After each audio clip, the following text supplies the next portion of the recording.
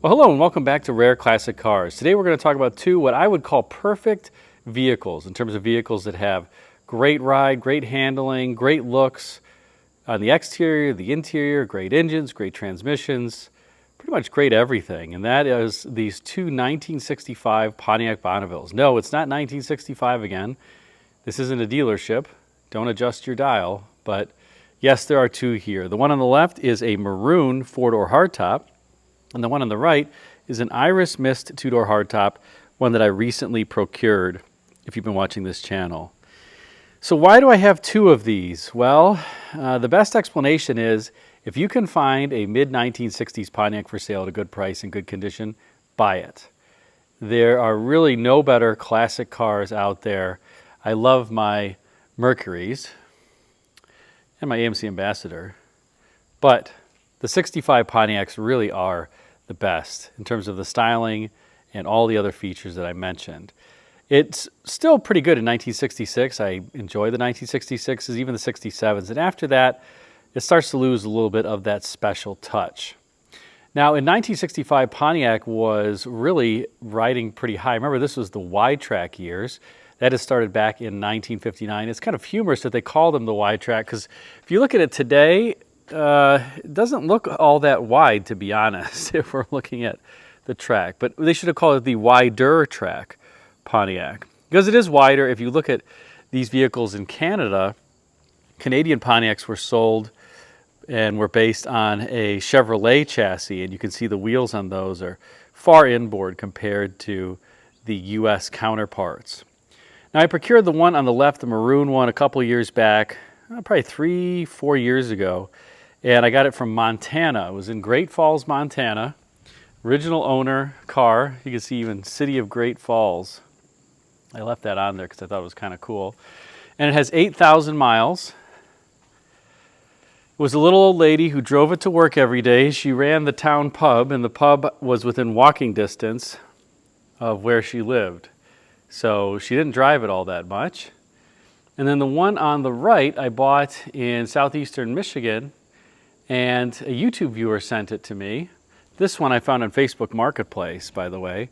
This one has 8,000 miles. This one has 11,000 miles. This one a YouTube viewer sent to me in southeastern Michigan. And original owner car, daughter was selling it. They both have all four T3 headlamps even, that you can see. It says T3 there. So does this one. In any case, a YouTube viewer sent this one to me and said that it was a car that I had to take a look at, and he was right. What an awesome, awesome vehicle. Now, in 1965, Pontiac was close to having one of its best sales years. 1968 would be a great sales year for Pontiac, its all-time record, but 65 was a good year. In fact, all of the 1965 Pontiacs, the entire lineup, were named Motor Trend's Car of the Year, whether that was the Bonneville, the Tempest, the whatever. Of the full-size vehicles, you had the Catalina, then you had a trim on it, a trim option, the Ventura. Then in 65, you had the Star Chief. Then you had the Bonneville. And if you wanted the sportier full-size Pontiac, you got the Grand Prix. Now, the Grand Prix and the Catalina were on the short 121-inch wheelbase. The Star Chief and the Bonneville were on the longer 124-inch wheelbase. So even within the Pontiac lineup, it did differentiate in terms of wheelbase. These do have 14-inch wheels. I wish they were 15-inch. They look a little comically small these days, but yeah, you got a lot of sidewall to cushion the impacts, and the ride, as I said, on these is just fantastic. Now let's take a look at the styling execution of both of these. You'll notice on the four-door that the C-pillar is a little bit more vertical. Here you've got the fastback, and here, well, you know, you've got a little bit of a more formal C-pillar, but I certainly would not call this formal when you compare it to like a 65 Cadillac Coupe de Ville of the era. It's just not the fastback. This is, to me, a beautiful four-door hardtop. This car's so big I have to zoom out to get both of them in there. But you can see both of them have very similar styling treatments out back with the deck lids. You have this emblem that looks like it's slipping off, as I mentioned. You have this beautiful crease that's running down the center line of the deck lid on both sides. Similar trim panels with the Bonnevilles block lettering, the triple tail lamps, the Bonnevilles block lettering on the side. And both of them have this Coke bottle shape where this is flaring outward as well as upward. The quarter panel's kicking up at the top and also kicking out down here with this skeg line. It's interesting to see that they did that on both the coupe as well as the four-door. So that was really the styling theme of the time, was that.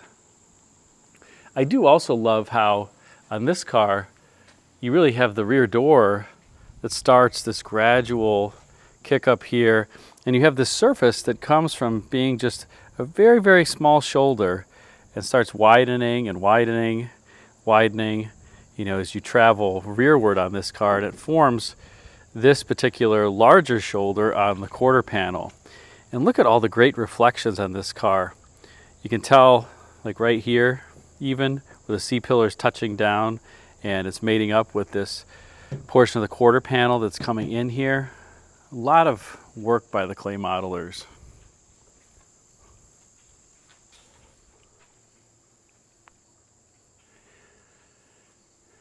And of course, out front you have very similar styling treatments.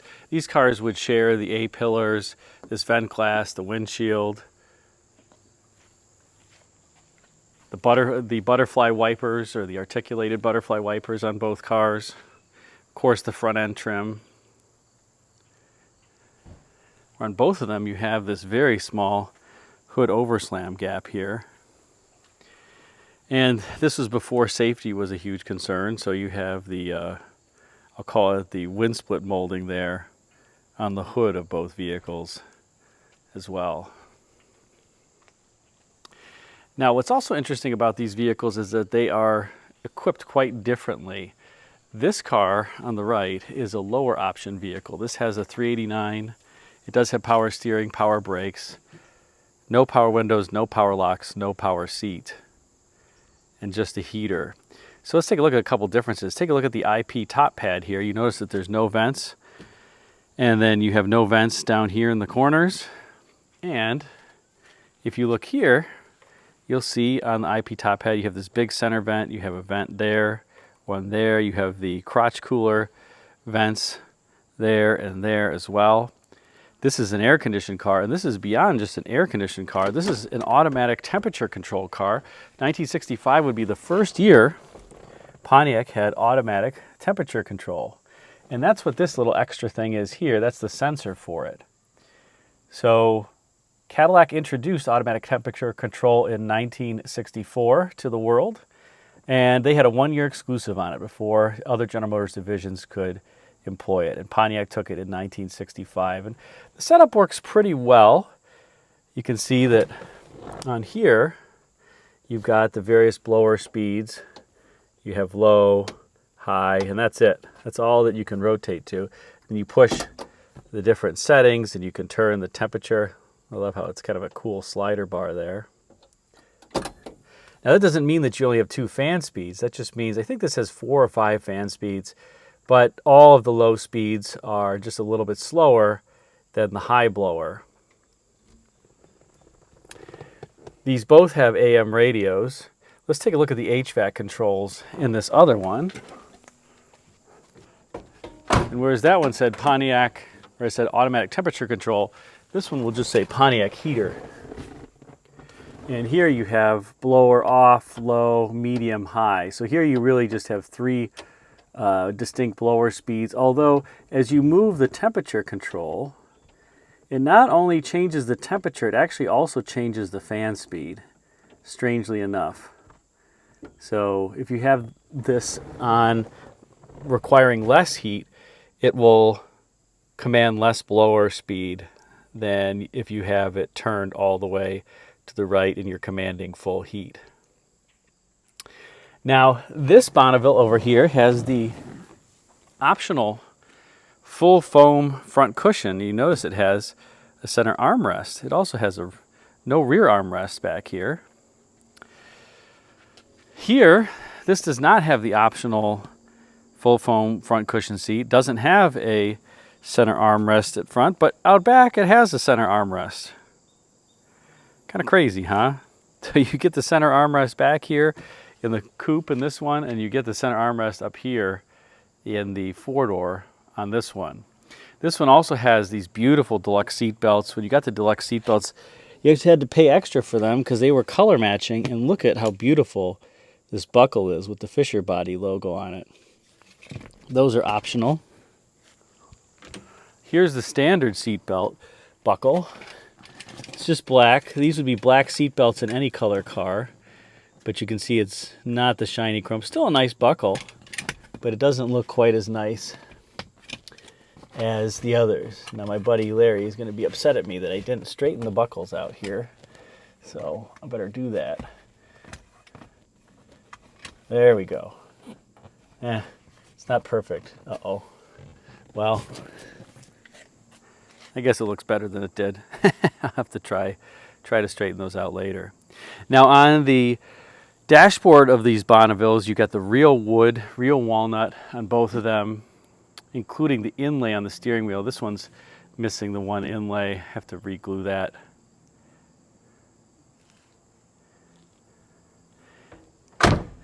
And this one has, amazingly, no power windows. It does have power seat, automatic climate control, tilt wheel that you can see here, secondary lever, windshield washers, AM radio. We already talked about automatic climate control. Has the optional lights. Notice it has those little reading lights there.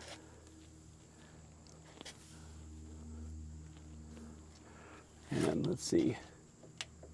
There we go. The little plunger wasn't quite working. Yeah, you know, 60 years old. Here you just have the standard dome light, which is just one dome light. And you got reading lights as well. You can see the front part of that is a reading light. Nice little touch.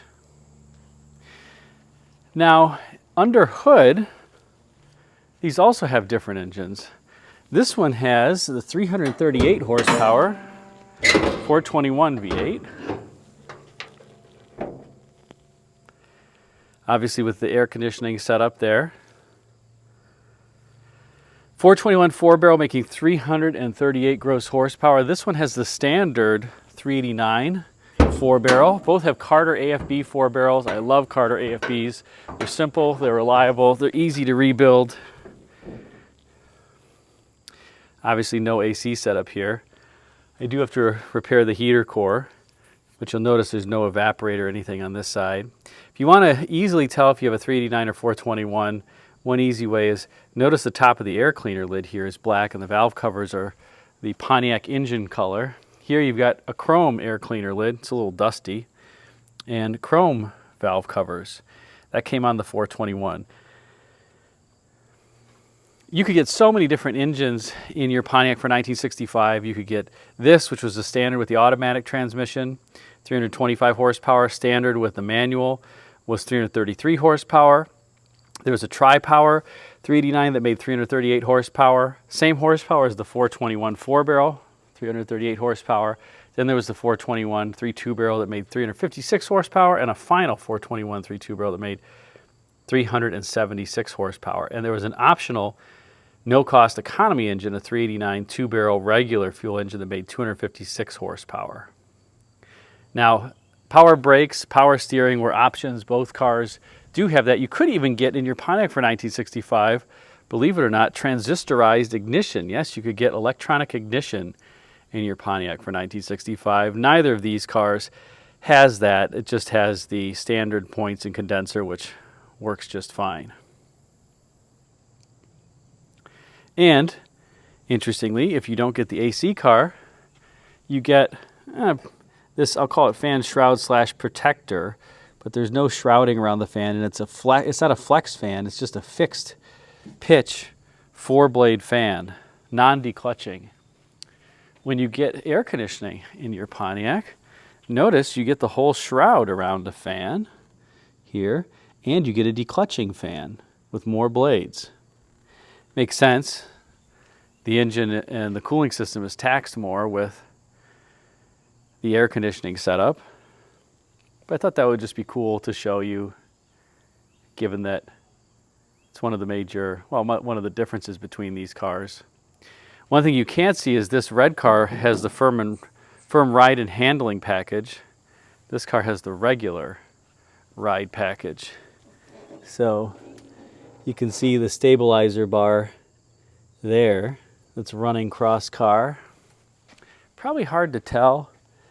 This one is a bit fatter diameter down there.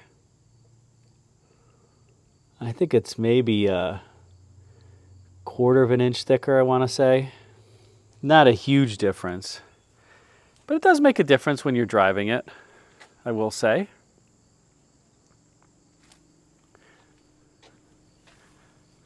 And if we look in the trunk, well, first let's look at the package shelf.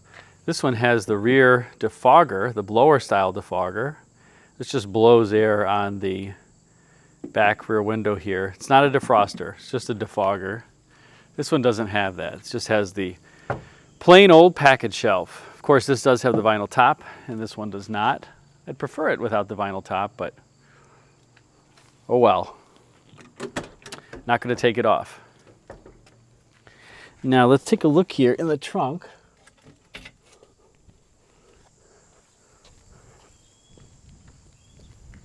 Of the maroon one. You'll see a kind of cool Pontiac option, which is this trunk light. You can actually remove this from its setting here, and then it unwinds. Notice the light kind of turns, see that unwinds? I'm not going to unwind it much further. Just put it back there, crank it, and there you go. Very handy. You can walk around the entire car with that, by the way. Both of these are super clean. You got to vacuum this one, but got a little cover there too. There we go.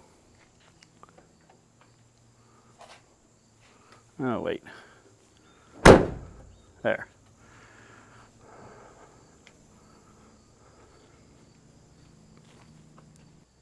And as we step back inside here, this one has a couple other options. I mentioned the rear defogger. You can see it says low, high. You just flip the switch and listen for the defogger. Hear it?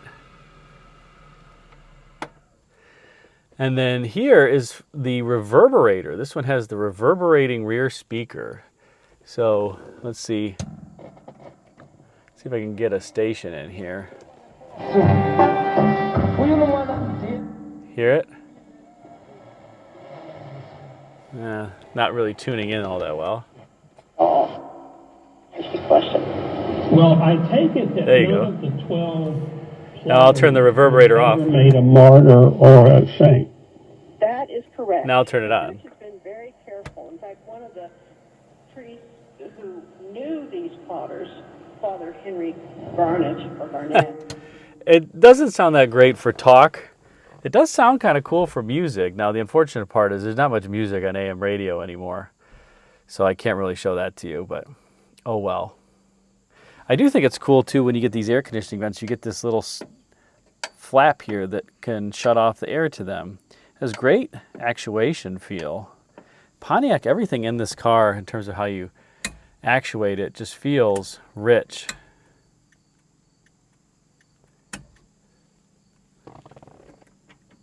This one also has the optional passenger side vanity mirror, and you get these little things that secure it on the visor. When you don't have that, you don't have it.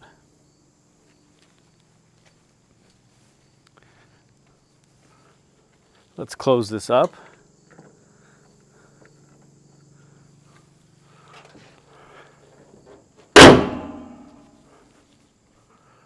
And this one.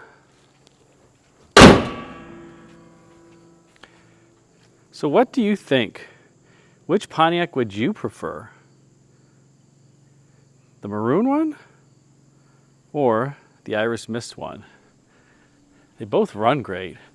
Pontiac V8s might be my favorite of the GM V8s. They're all great, but just listen.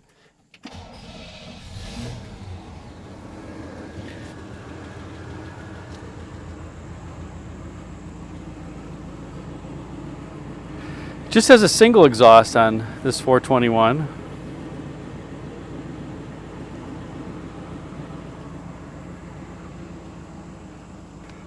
Gosh, I love the rear end styling. Just look at that quarter panel. It's just massive.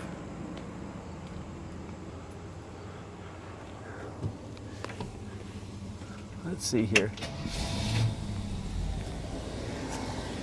Probably the only place in the world with two Pontiac V8s running at the same time.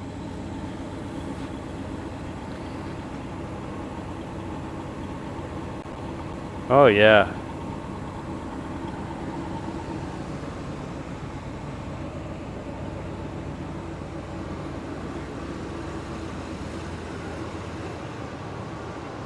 Well, and there you have it.